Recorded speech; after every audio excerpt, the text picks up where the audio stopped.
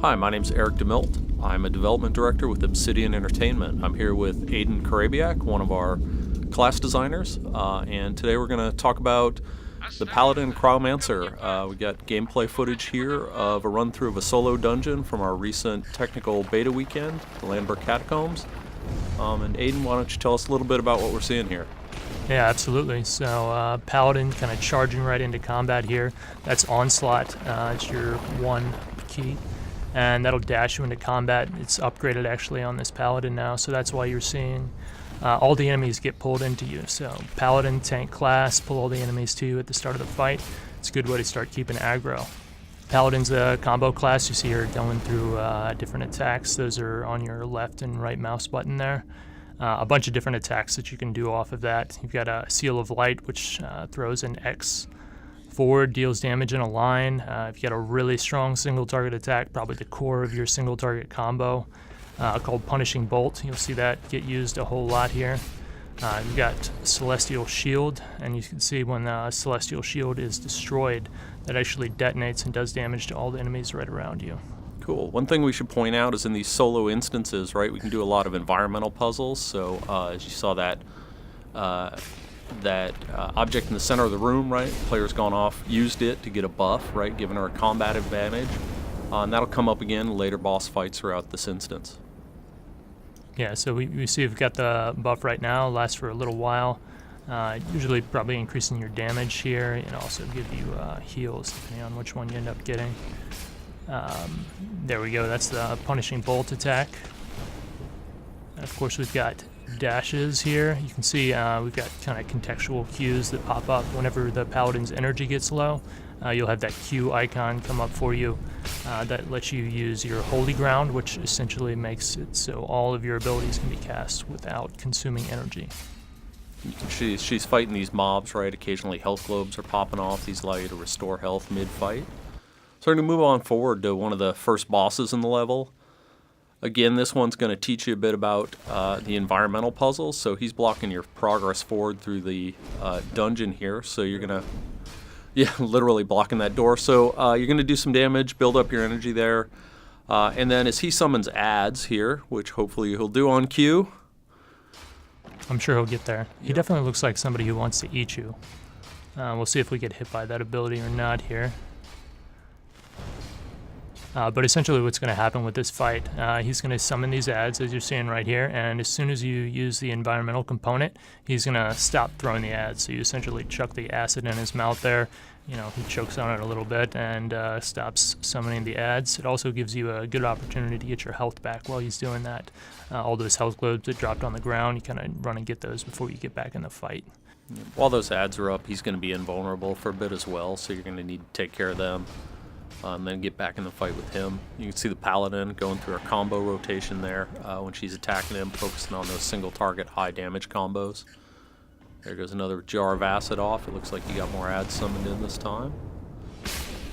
Using Waves of Wrath right there, it's one of your big AoE abilities. Couple good AoE abilities for the Paladin to take care of large groups of enemies, but also to keep threat on them in group dungeons. And getting pretty close on this boss, a little more than halfway finished, still doing pretty well. Going back to the environmental puzzle, still getting them down, only getting 3 ads out. That's pretty good. If you're doing that, you're probably doing all right. If you get up to 6 or something, that's when you start taking a lot of damage. Yep. So she's going to go through a rotation again, keep burning him down. You saw her use a ranged single target ability that's Righteous Verdict. It's your strongest single target ability. Pretty long cooldown on it, but definitely anytime that's up and you've got a big boss monster or something strong in front of you, that's what you want to use. And there we go, we still have the boss blow up in a wave of poison there. Yep. He's dropped a bit of loot. Okay, now we're on to our second boss. So this guy, once again, a bit different, right? He's not blocking a doorway. He's a smaller guy, one of the converted to Aswang. So here's a guy who's got one of those blood-sucking fly moth creatures on his head. So this artifact, similar to the one you saw in the other room, right? What'll happen is periodically that'll push you back, and then you and the mob have a race to get over to it. Use it first, get a buff and a benefit from it. I think it's a pretty cool mechanic here.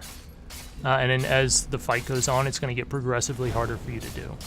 More of those orbs that are going to knock you back and prevent you from getting in there. They won't prevent the boss from getting there. It's going to make it more difficult for you to get in. Yep, and the boss here has a couple different telegraph mechanics. There you can see those orbs Aiden was talking about, dodging through those. If you get hit by those, you're going to get knocked back. It's a cool thing with the Paladin. If you time your shield, it only is going to do the damage if the shield gets destroyed while it's active. So 5-second duration, you can pop it right before and basically absorb one of these big, normally telegraphed and very dangerous attacks, and you get the bonus damage, and the shield takes most of the damage away from it. So here we go. Let's see if we can do it. You got it a third time.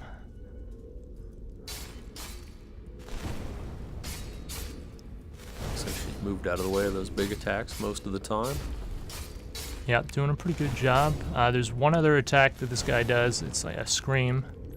This is Waves of Anger, I believe. That is you press and hold that to do AoE damage. And here's the attack I was talking about. It's a scream. Basically does a lot of damage to your health, but also spawns a bunch of health orbs around the map that you can quickly get your health back up. There you go. You see she got knocked back that time, and our baddie got the buff. So you can see the boss is doing about 2.5 times damage on even his basic attacks now.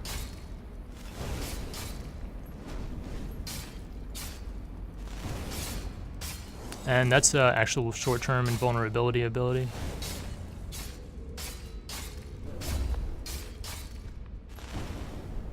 So it looks like this fight's winding down. Once again, you can see that's getting more and more complex.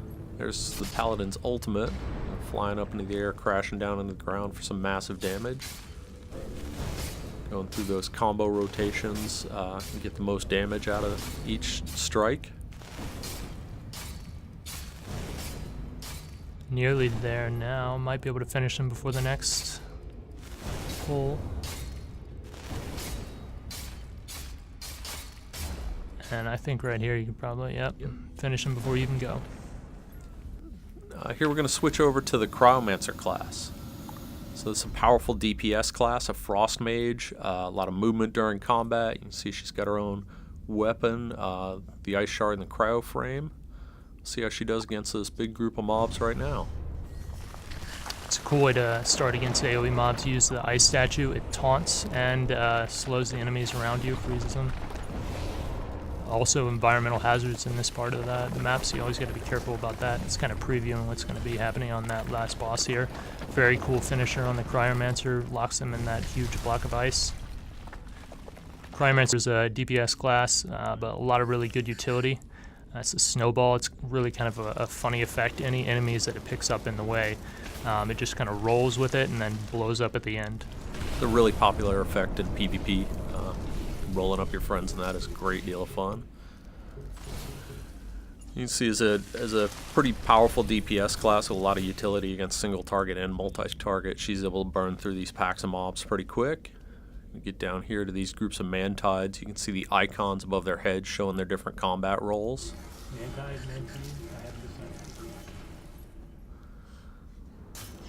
So that's a cool ability, Snowstorm. It creates this giant snowstorm that does really good damage to groups.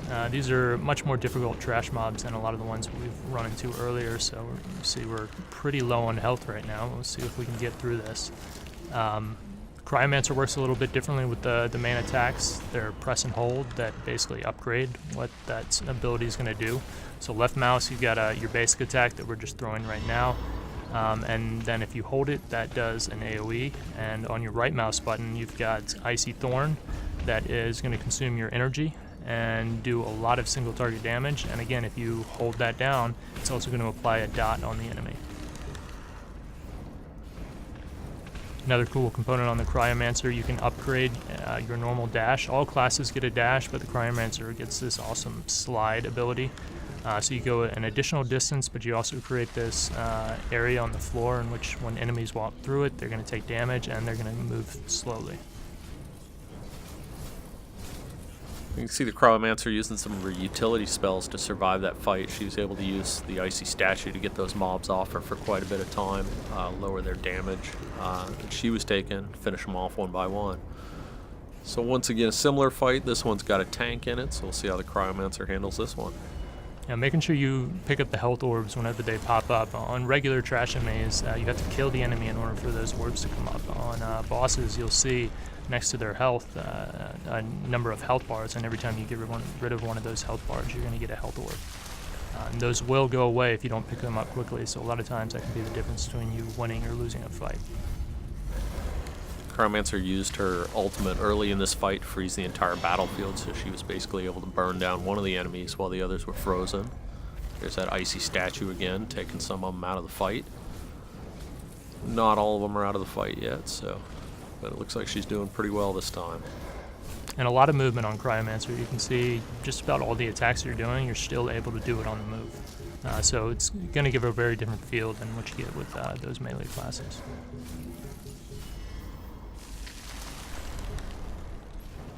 So again, here she's powerful against single targets, right? There's that finisher, just burning these down one at a time. And those finishers are going to regenerate some of your energy, so, allows you to kind of be full power when you're going against a new enemy.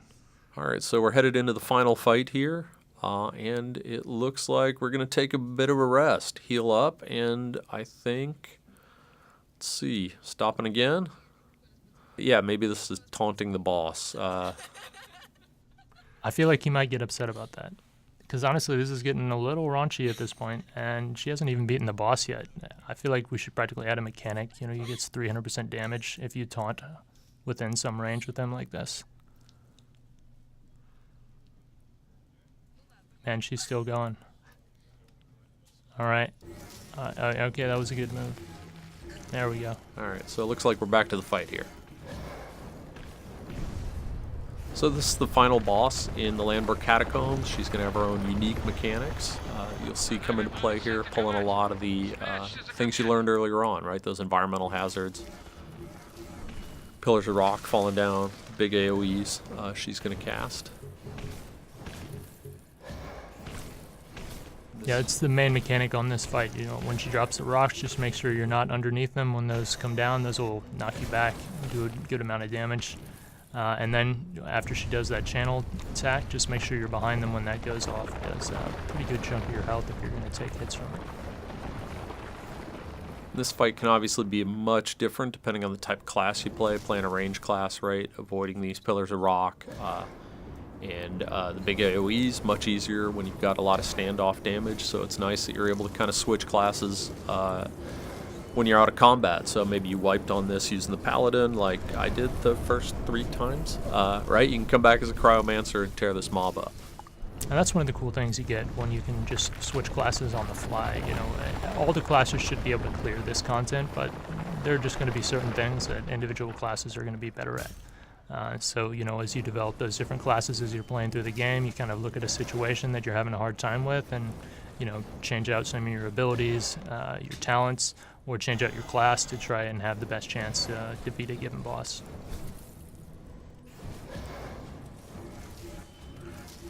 Alright, so that was a quick look at the Paladin and the Cryomancer gameplay. You can see fight continuing there. Check out our forums and follow us on your favorite social channels, Facebook, stuff like that. Tell us which classes you'd like to see next, and sign up for the beta. Thank you. Thanks for listening.